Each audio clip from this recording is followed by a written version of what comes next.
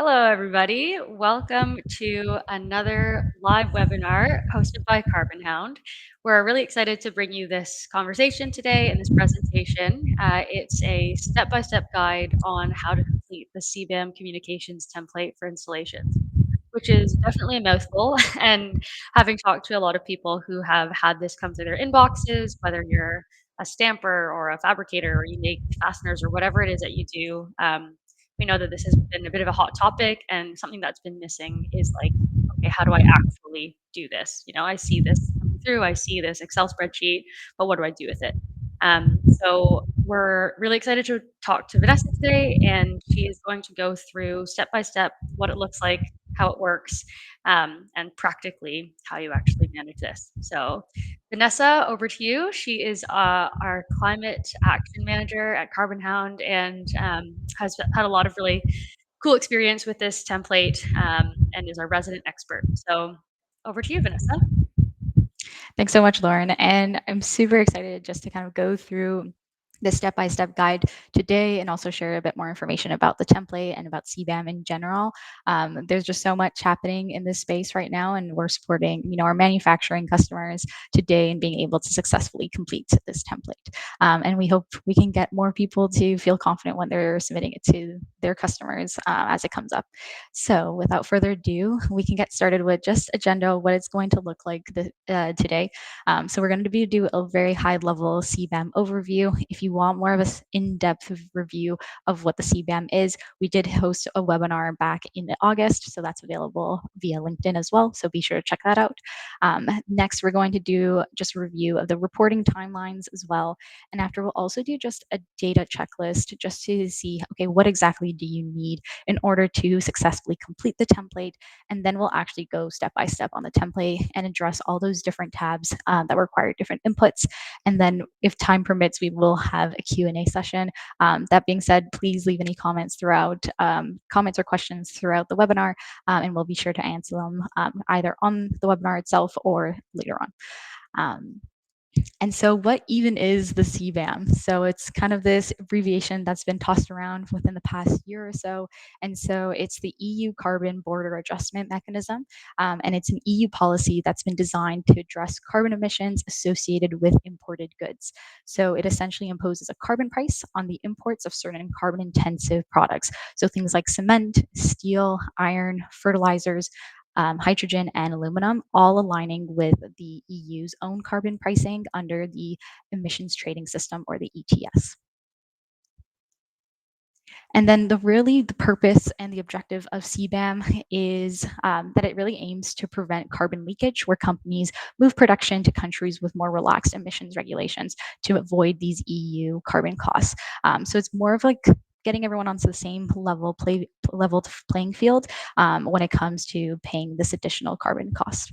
And ultimately, the EU has taken part in this Green Deal strategies to cut down GHG emissions by 55% by 2030. So that's just in a handful of years now, and really reach carbon neutrality by 2050 as well.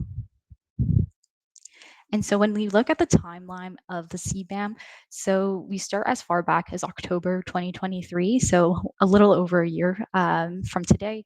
So that was actually when the first CBAM reporting period started.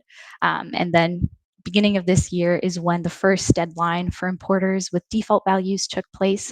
And then halfway through the year in July, this was actually the last submission with default values where they were allowed. So these default values are the values that were provided by the EU to be able to input into your template as kind of estimates, or kind of these placeholder estimates for your products that you were submitting on.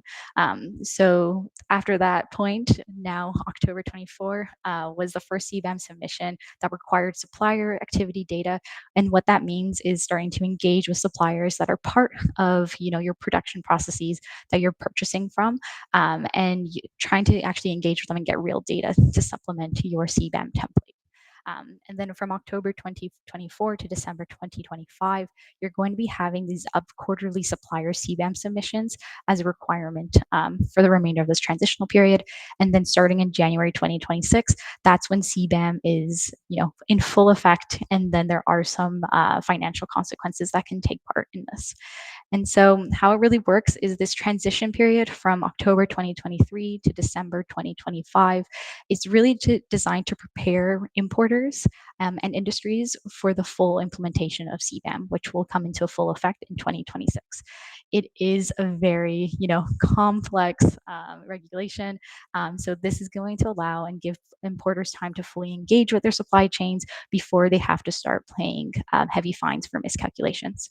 So yeah, this transition period really focuses on reporting emissions data rather than imposing any financial charges on carbon content. So yeah, there's a little bit of room and opportunity to work with folks to kind of get a better understanding of your emissions, the carbon content with your different CBAM goods, and kind of this not necessarily a grace period, but it's an opportunity to really improve over time and kind of get a hold on what exactly this reporting is going to look like eventually. And then in 2026, importers are required to purchase CBAM certificates representing the carbon emissions embedded in the imported goods.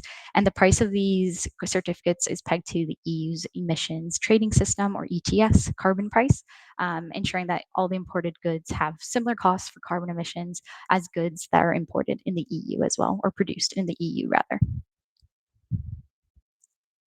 And so when it comes to, speaking to manufacturing customers that we work with, just other manufacturers, just in general, as well, we do hear a lot of different challenges that companies are facing when completing the CBAM. So some things include, companies must track the carbon content of their products. And so a lot of folks might think, what does that even mean? So there's this whole notion of having to educate folks on CBAM. So companies may need to educate and train even their suppliers on emissions reporting, which requires resources and time investment. And there's this whole idea of also data reliability too. So knowing and being able to ensure that emissions data that are being captured, whether it's direct emissions, measurable heat, things like that, is accurate and is complete. So it does take a bit of a time and process for a team to figure that out and to be able to do on a quarterly cadence. Next is just they must obtain accurate emissions data from their suppliers. So again, because we've surpassed that July 2024 milestone, you are required to start engaging with your suppliers to get more accurate data for your communications template. And so this is going to involve a lot of supplier collaboration. So many companies are going to be relying on suppliers in their non-EU countries to provide accurate emissions data. So again, this can be very difficult to obtain and verify, especially if suppliers aren't familiar with EU standards or GHG emissions reporting as well.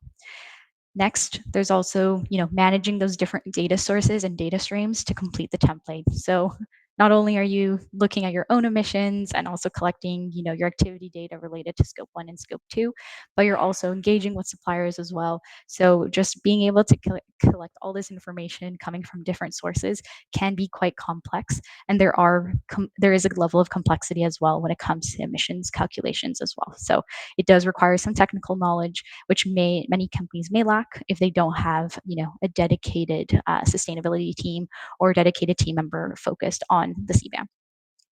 Next, and kind of the one that we're going to be talking about today, is also just completing the communications template on a quarterly cadence throughout the transitional period to meet deadlines and expectations. So the template can come across as very complex, and it could be very time consuming, especially for those with very complex supply chains as well. So today we'll be going through that flow, but again, it is a time investment that would have to be done on a quarterly cadence, at least throughout the transitional period. And so we did a little bit of an overview of the CBAM. So now we can actually get started on how to complete the CBAM communications template for installations. But first, we just want to highlight that and also ask the question, are you impacted by the CBAM, and do you actually have to complete the template? So you are if you export any of those CBAM goods that were highlighted earlier. So things like steel and iron, hydrogen, electricity, aluminum, and cement as well. If anything is being exported to the EU, you are impacted.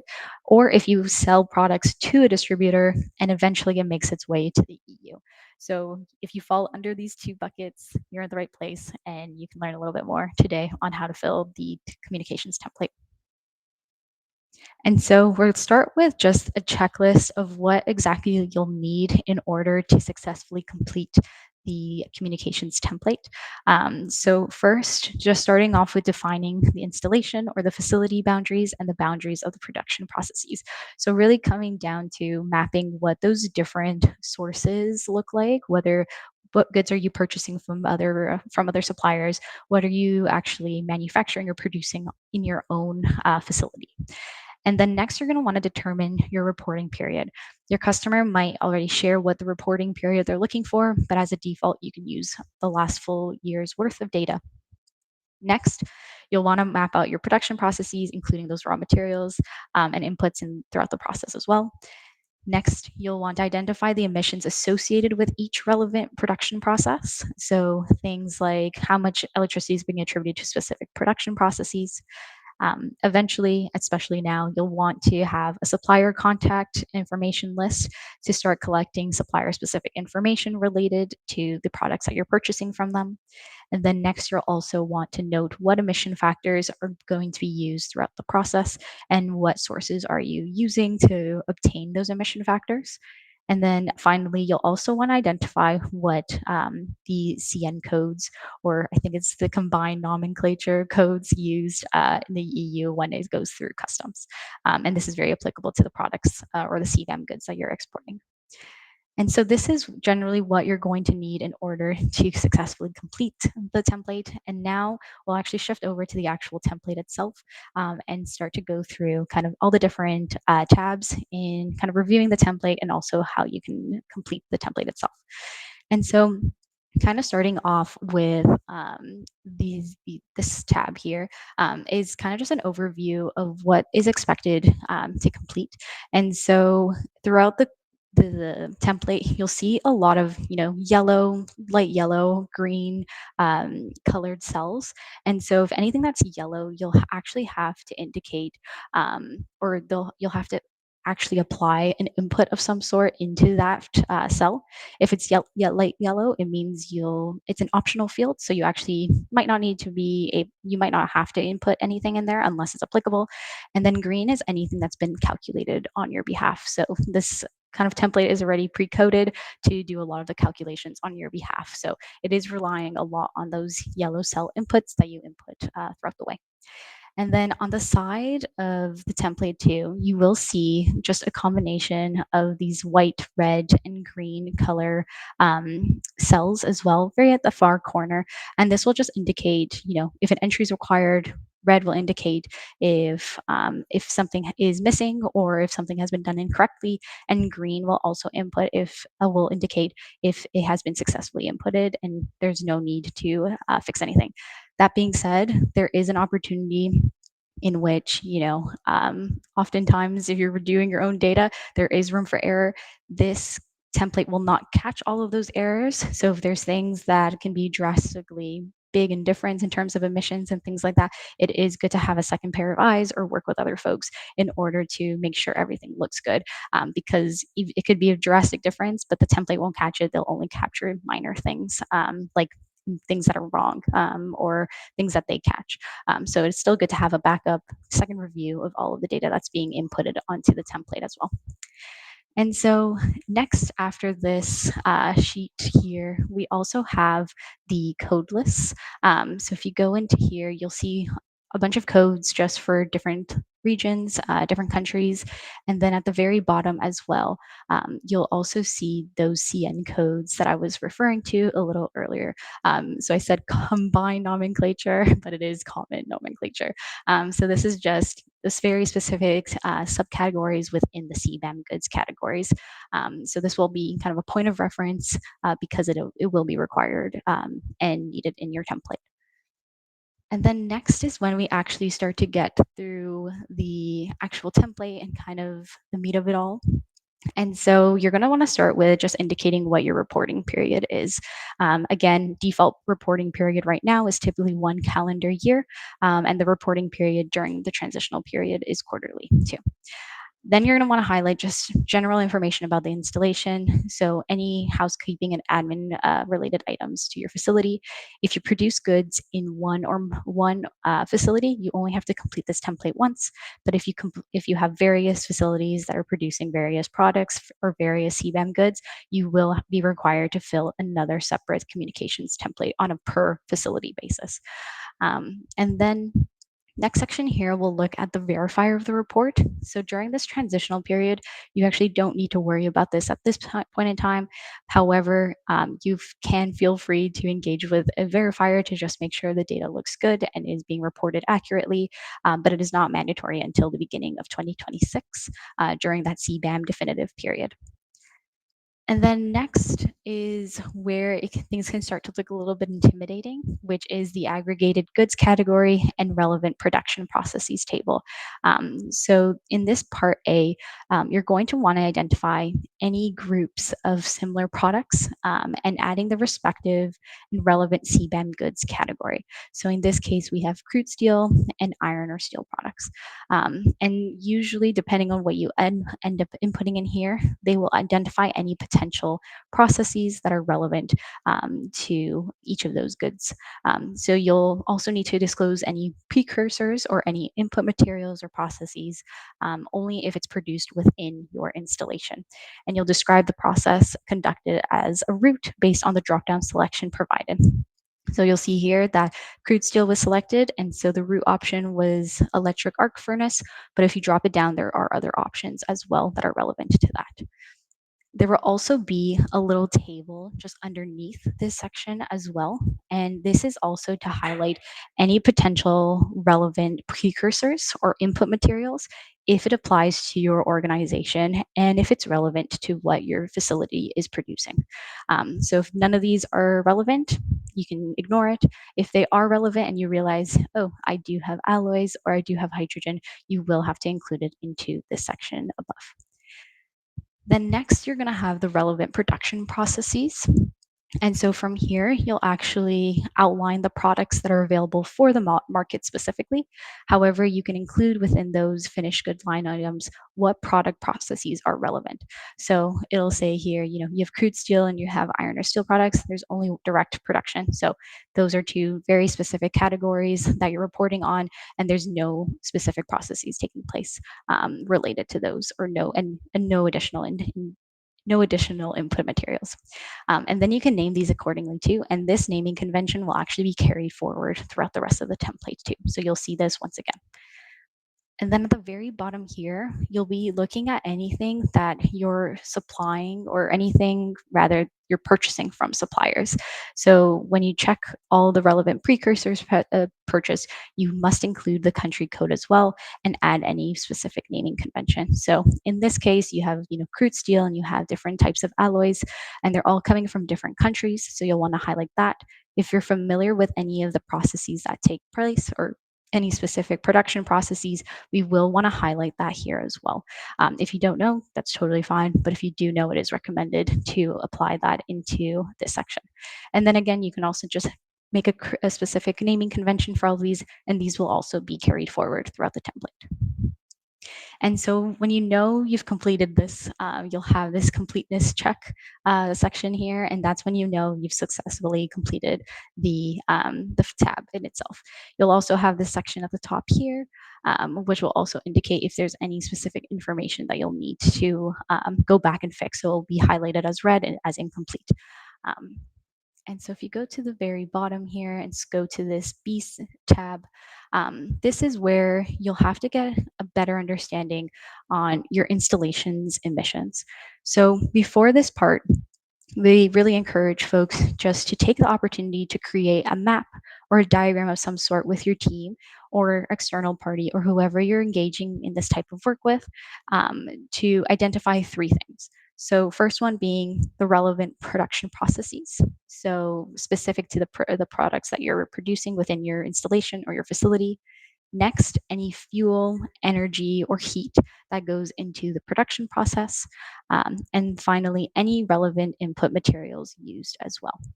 And so from here, when you feel confident about, having mapped out all of those items, you can actually gather that necessary information and input it into the sheet.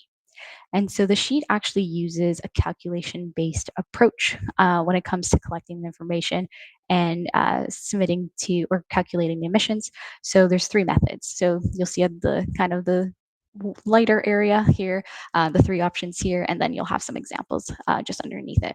So the first one being combustion. So this requires identifying any relevant fuel or energy in the form of usage or activity data.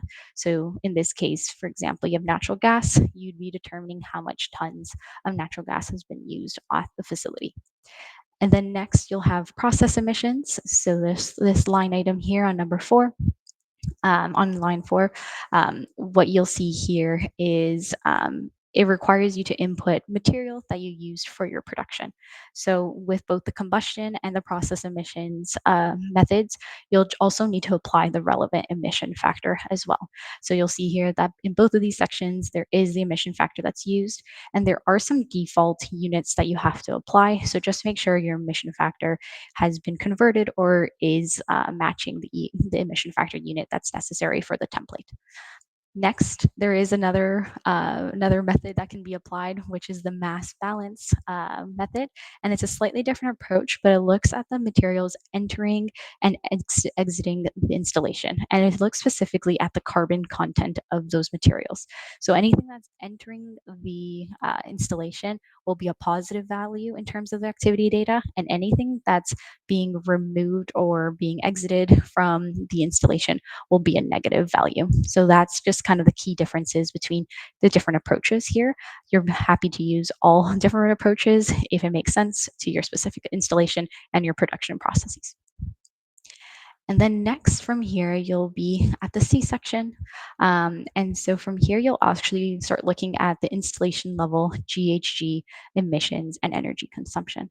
So this is actually a pretty quick and easy tab or sheet to fill out because it looks at the fuel balance, and a lot of this information is already being calculated based off of your inputs from the previous sheet. So a lot of these already are green, have been pre-calculated. There is an opportunity to put any manual entries. So if you find that this total fuel input, for example, is not up to par or is missing something, you can actually manually input a specific entry there. But specifically in this second section of this sheet, in the GHG emissions balance table, you'll have to input your indirect emissions, such as purchased electricity from the production process, including those not attributed to the CBAM processes. This is a manual input as well in this yellow cell here. And so you will have to calculate that separately outside of the template and then input it onto the template itself. So just keep note of that, and also just keep note of where you sourced your emission factor. And I say that because as you scroll down, there is going to be just general information on the data quality of, how did you calculate these emissions? And so you'll have a series of different options here. So mostly measurements and either analyses or national standard emission factors or sector specific emission factors. And you'll just have to be very clear as to which one you're using. One option as well is mostly default values provided by the EU. You will be questioned if you use that. And so in this case, since it's not selected, it is white, so not relevant. But if you would have to indicate why you're using the default values, especially after that July 2024, since we've surpassed that July 2024 milestone. And then you can also indicate the information on the quality assurance. So you'll have third-party verification starting in 2026, internal audits, so anything being conducted internally, a 4 eyes principle, just having multiple people review the data being inputted, none if just one person created the template and that was it and they submitted it, that would be under none. And so that's how you complete the C sheet. And then next, we want to go into this processes sheet in the template. And so this sheet really focuses on the production processes that were outlined in the very first sheet that we filled out, which was the A sheet. And so for all the production processes, you'll have to disclose the total weight of goods from each goods category and also the amounts and input it into the amounts column rather. And so from here, you'll also indicate what percentage is available for the market for purchase and if any weight is consumed in other production processes. So you'll see, for example, the electric arc furnace, including continuous casting, specifically crude steel. We only indicated earlier that we use the electric arc furnace, so that's been indicated. And so no other tons or amounts of product are being used in other production routes. Just simply the electric arc furnace. So you'll just want to disclose that. And then in this case, we do want to indicate that, good portion of the total amount is being produced for the market, and only 45% is produced for the market specifically. And that's totally fine if you're using it for other processes or for non-CBAM good businesses or arms of business. That's totally fine. You'll just have to disclose that. And then you'll do the same thing again when it comes to the other production process as well. So you'll just have to fill out any relevant sources of measurement also when you scroll down here.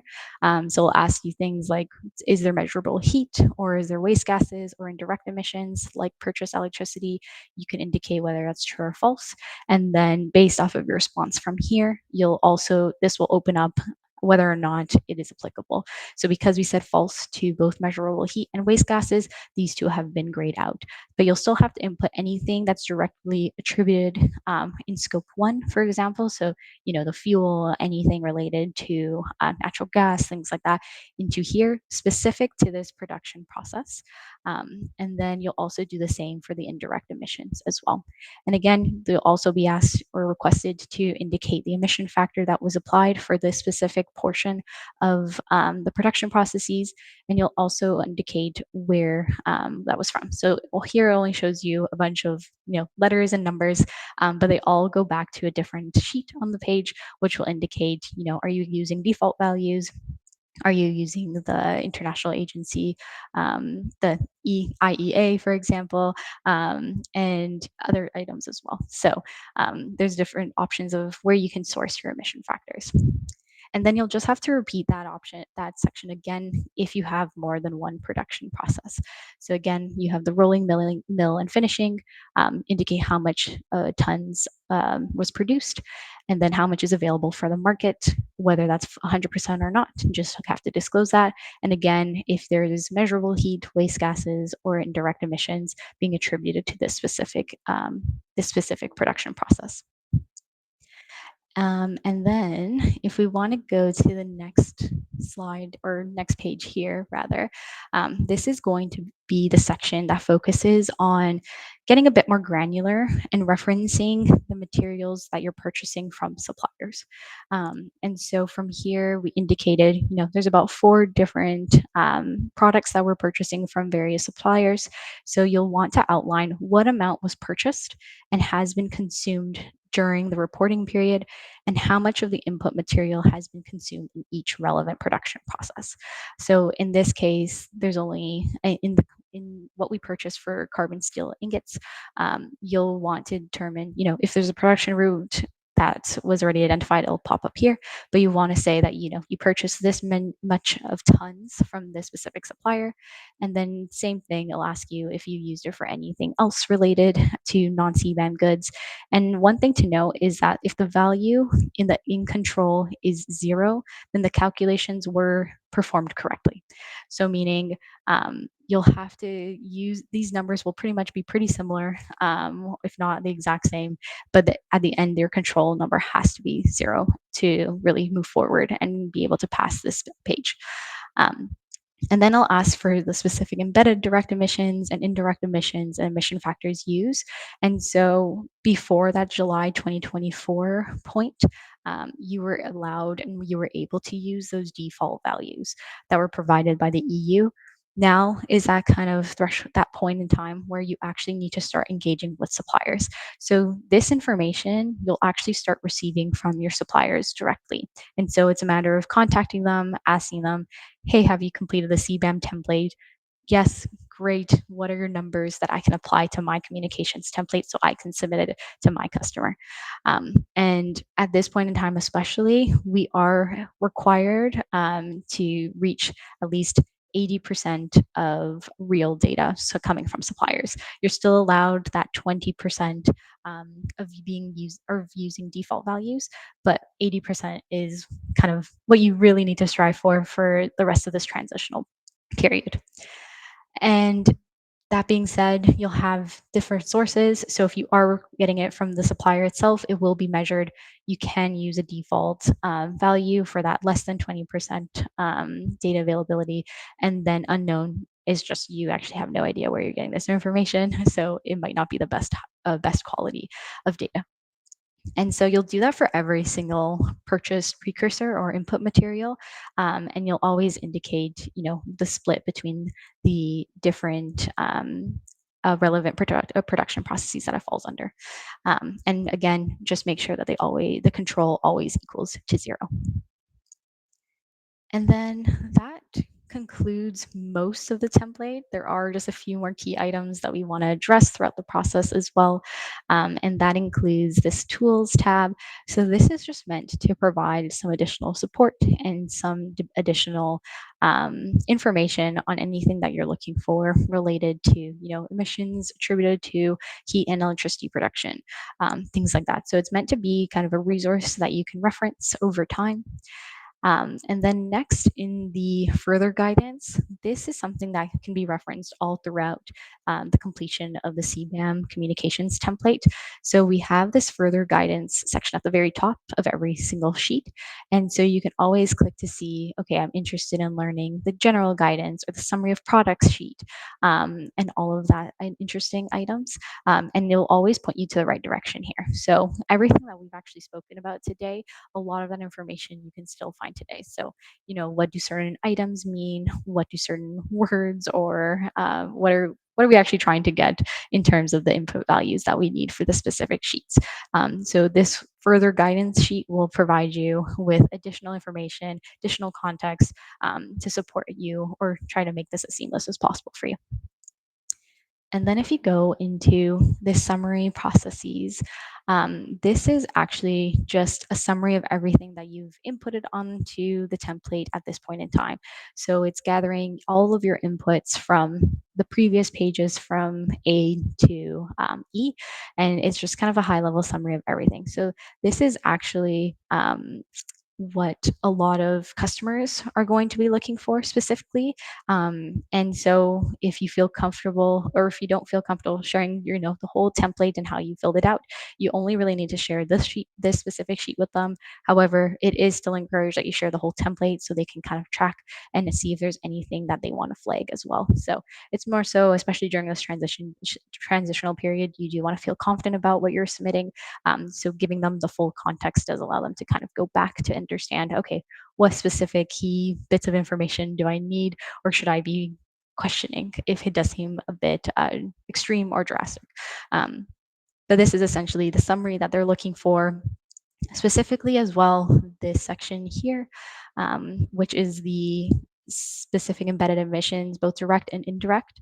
And so it'll be these two columns here, for example, that they'll be looking for to understand a little bit more and how it applies to their specific template. And so if we just go to the next one here, let's scroll over here. Okay, and then if you go into the summary products, this will be the last part of the template that you'll have to complete. And so this will summarize all of those production processes that you've already summarized or identified in the first A sheet. And then you'll also just have to disclose what the CN codes or those common nomenclature values are when it comes to what's being exported or into the EU. So this can be a combination of, iron and steel, or other CBAM good products as well. So you'll just want to make sure that's being identified. And then if you have a specific product name that you use as well throughout the process, we also want to highlight that too, just to make it simple as well. A lot of times the customers are getting this information from the EU customs, so they know exactly the amount that's being sent to them or the amount that's coming through. And they also go by CN codes. So you just want to make sure all those CN codes match your template to what their customs information is being shared as well. It's just for the sake of consistency and to make sure that everything has been completed correctly. Um, and so that completes everything. The last sheet really is just a summary of everything from the summary products as well. So it just includes just the summary of those CN codes too. So yeah, so that kind of concludes how or what's needed in order to complete the CBAM. Again, this is just an example of what the EU has provided.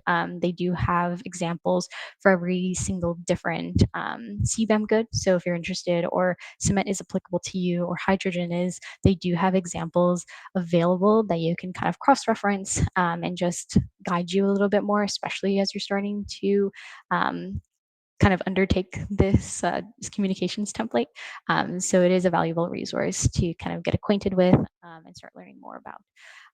But yeah, that is the summary of the CBAM communications template.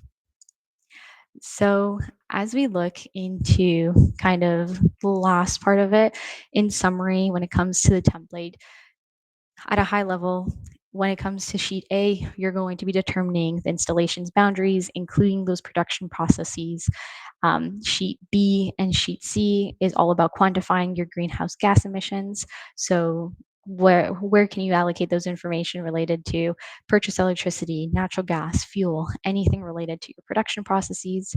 Sheet D processes focuses on attributing emissions to the specific production process taking place at the installation level.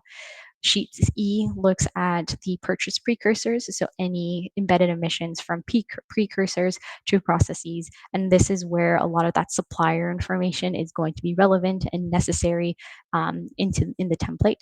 And then finally, that summary processes and summary products, where it kind of just summarizes everything that you've inputted onto the template, is just simply you reviewing the specific embedded emissions of the good. So this just kind of a gut check that everything looks good. And if anything looks a little off, you can always refer back to the respective sheets just to make sure that everything has been completed correctly. So yeah, that's the template summary. Okay, awesome. Thank you so much, Vanessa. I know that's, the second or third time that I've been walked through the sheet step by step, and it still feels so dense. And I know that they've been really comprehensive in the information that they're trying to collect. But it's really just, yeah, it's important to go through it in such detail. So I think we just wanted to ask a couple of questions because I know I've been having conversations with a lot of installations or companies who've got these requests, and there's a few themes that come up. So I just have a few questions, and then again, if anybody in the audience has questions, feel free to leave it in the comments on LinkedIn. But something that comes up a lot is what is kind of, the first thing that a company can do, or what like steps can a company take to actually prepare for CBAM? Like what actionable steps other than the template itself? Yeah, for sure. So I think one really interesting thing is just understanding a lot about your own installation and your processes. We've seen, different kind of companies in different stages. So some folks have gotten one request, one customer or one company has received 10 plus requests. So it really varies on, the motivation to want to complete this, because maybe that one customer is really tiny, doesn't make up too much of your revenue, but you still want to appease them, but it might be kind of a later issue, or, a later priority for you. So I would definitely suggest, even just starting to quantify your scope 1 and 2 emissions. It's just an easy way to kind of identify, okay, where do our direct and indirect emissions lie, and starting to map out what those production processes are, and also starting to engage with your customer service teams who are working with various customers, or folks who are working with suppliers, to start figuring out, okay, where do kind of these CBAM goods, where are we actually getting these precursors or these purchase materials from our suppliers? What regions are they part of? Should we start kind of starting to have conversations with them and seeing if they've been impacted by the CBAM? So do they even have this data available? Like, is it going to be readily available for me to even apply it to your template? So another other options too is attending events like webinars as well, just to skill up or get a better understanding of how you can speak to the CBAM, not necessarily just for your own knowledge, but also just communicating it to the team and relevant stakeholders, and also just kind of having that preparation in advance, right? You want to say this could be impacting us in the near future because we do have goods that somehow make its way to the EU, or if you don't necessarily export them yourself. So how do we kind of prepare for this? And maybe that means allocating maybe a potential budget where you can engage with consultants or software who can support with this type of work.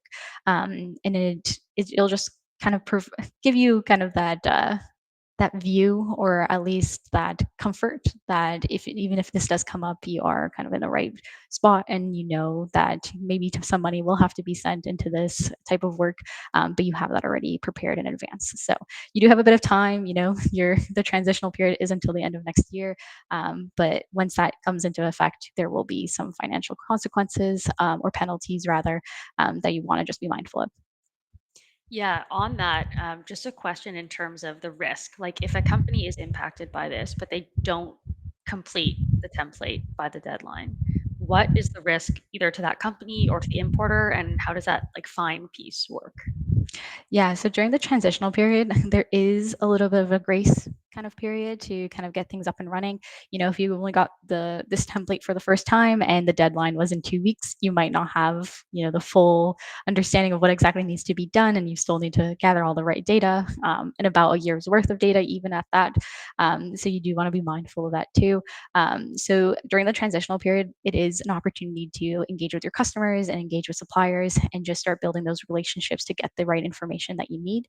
That being said, when 2026 comes around, if you're not complying, there will be kind of financial consequences related to that. Um, if you're also not completing the template correctly, there's also financial penalties related to that too. There might also be an opportunity for customers who see that you're not complying with the CBAM template to not want to do business with you at all, maybe, or change contract values and things like that too. So it does pose a financial risk and something that you want to kind of take into consideration, and taking this seriously just in general. And yeah, if you can avoid those penalties and those financial consequences, you might as well, right? Yeah, that totally makes sense. I think another thing that I've just been hearing is, okay, great, we have to do this. There are consequences if we don't do this. Um, I don't know if there's a specific number, but kind of how much time or how much time and effort and resources does something like this take? Obviously, going through it, it's quite a long and dense sheet, and you have to do it for every installation. That's a lot of work, but in your experience, how much of an investment could this be? Yeah. And so what we start off with is just generally quantifying scope 1 and 2 emissions, and also looking at that purchase goods category as well, and within scope 3, kind of at the minimum. So those will be kind of the relevant information that we'll need to accurately input the information into the template. So it's a little bit already of a process there, just understanding, okay, what other kind of categories within scope 1 and 2, or what are those key emission sources that we want to outline. So that in itself could take a while, just to map out everything, gathering the right key stakeholders, and also engaging with different teams too. And everyone is very busy, and we want to be conscious of that too. So we just want to make sure that we're building the right systems in place in order to get the information very readily as well. So as this will be a quarterly requirement, in the next year and a little bit, we do want to make sure that data is readily available on a quarterly cadence. And then on top of that too is just yeah, starting to outline what those production processes look like and any other additional information that we'll need. So it could take, again, talking to the right key stakeholders within a team, mapping it out. Maybe it's a 1 hour call just to kind of fully understand the scope of the complexities around it. And then, especially at this point in time, is also starting to get that information around suppliers and how can we engage with those suppliers and get the information that we need. It is a small portion of information that we need from them if they've already completed the CBAM template. But that being said, it does make such a big difference when it's being applied to your template. It increases the quality of your data significantly. So it's like building the systems also in place to be able to engage with suppliers every quarter. Yeah, awesome. I know also in the experience with working with suppliers, as you've mentioned, estimated data isn't going to be good enough, and engaging your suppliers can take months or even, years, depending on how many you have and how complicated they are and the type of relationship you have with them. So that makes a lot of sense. Um, I think the last thing we wanted to do is just kind of share different ways that companies approach solving this problem or addressing the template. And there's lots of different ways you could go about it. Obviously, if you have a step by step guide like this and you have an internal resource like a sustainability person, or maybe there's like a reporting or a risk person that has the capacity to do this themselves or has the expertise, of course, you can complete this internally. If you are looking for external support or resources, there are companies like ours who provide a software solution in combination with obviously the one on one support that people like Vanessa provide to you. And there's also lots of other consulting companies that can engage with you on like a consultant basis and might use something like Excel spreadsheets or data surveys to collect that information. But there's lots of different ways of doing it, and we'll just really quickly look at what we can do as part of this process. So we work with companies who are impacted by CBAM and have helped them complete this kind of with them and on their behalf. And our process is really in automating your emissions data to set that baseline and to use as part of that CBAM template. We'll help you identify and automate those CBAM products, and can even engage with your suppliers on your behalf if that's something that you're looking to outsource as well.